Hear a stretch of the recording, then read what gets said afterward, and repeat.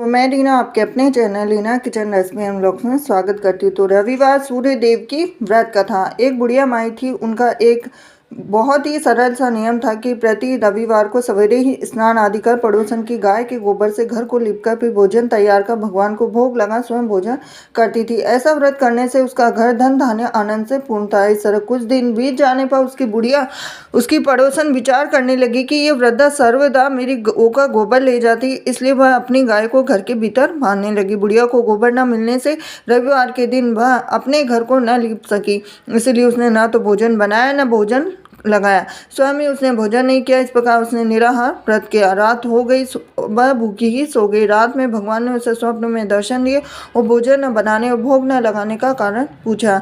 बुढ़िया माई ने कहा कि आज मुझे घर लिपने के लिए गाय का गोबर नहीं मिला, जिससे हमारा घर शुद्ध नहीं हुआ, जिससे मैंने खाना भी नहीं बना पाई हूँ, न ही आपको भोग लगा पाई। तब भगवान ने कहा कि हे माता, हम तुमको ऐसी गाय देते जिससे सभी इच्छाएं पूर्ण होती, क्योंकि तुम हमेशा रविवार को गाय के गोबर से घर लीपकर भोजन बनाकर मेरा भोग लगाकर खुद भोजन करती हो। इससे मैं खुद खुश होकर तुमको यह वरदान देता हूँ, अंत समय में मोक्ष देता हूँ। और स्वप्न में ऐसा वरदान देकर भगवान अंतर्धान हो गए। जब वृद्धा की आँख खुली तो वह देखती है कि आंगन में एक अति सुंदर गाय और बछड़ा बंधे हुए हैं।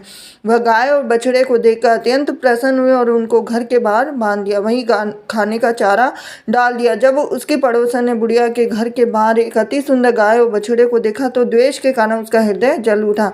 जब उसने देखा कि गाय ने सोने का गोबर किया है तो वह उस गाय के गोबर ले गई और अपनी गाय का गोबर उसकी जगह रख दिया। वह नित्य प्रति ऐसा करती रही और सीधी सादी बुढ़िया को इसकी खबर नहीं हुई। तब सर्वव्यापी ईश्वर ने सोचा कि चालाक पड़ोसन के कर्म से बुढ़िया ठगी जा रही है, तो भगवान ने संध्या के समय अपनी माया से बड़े जोर की आंधी चला दी। तो बुढ़िया ने अंधेरी के भय से अपने गाय को घर के भीतर बांध दिया और प्रातः उठकर जब वृद्धा ने देखा कि गाय ने सोने का गोबर दिया है तो उसके आश्चर्य की सीमा न रही। वह प्रतिदिन गाय को घर के भीतर बांधने लगी। उधर पड़ोसन ने देखा कि बुढ़िया गौ को घर के भीतर बांधने लगी है और उसका सोने का गोबर उठाने का दांव नहीं चलता, तो वह ईर्ष्या से जल उठी। कुछ उपाय न देख उसने उस देश के राजा की सभा में जाकर कहा, महाराज, मेरे पड़ोस में एक वृद्धा के पास ऐसी गाय है जो आप जैसे राजाओं के लिए प्रजा पालन कीजिए। तब वह वृद्धा इतने सोने का क्या करेगी? तो राजा ने यह बात सुन अपने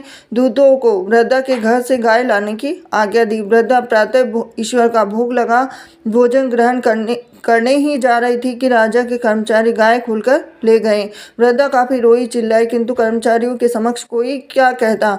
तब उस दिन वृद्धा गाय के वियोग में भोजन न खा सकी और रात भर रो रोकर ईश्वर से गाय को पुनः पाने के लिए प्रार्थना करती रही। उधर राजा गाय को देखकर बहुत प्रसन्न हुआ, लेकिन सुबह जैसे ही उठा तो सारा महल गोबर से भरा दिखाई देने लगा। तो राजा ये देखकर घबरा गया। भगवान ने रात में राजा से स्वप्न में कहा कि हे राजा, गाय वृद्धा को लौटाने में ही तेरा भला है। उसके रविवार के व्रत से प्रसन्न होकर मैंने उसे गाय दी थी। प्रातः होते ही राजा ने वृद्धा को बुलाकर बहुत से धन के साथ सम्मान सहित गाय व बछड़ा लौटा दिया।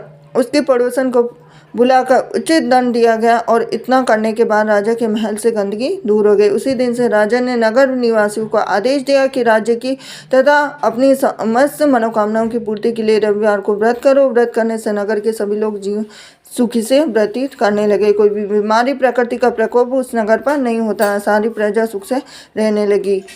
तो ये थी रविवार की व्रत का। वीडियो पसंद आया तो वीडियो को लाइक करें, चैनल सब्सक्राइब करें, बेल आइकन प्रेस करें। हरे कृष्णा।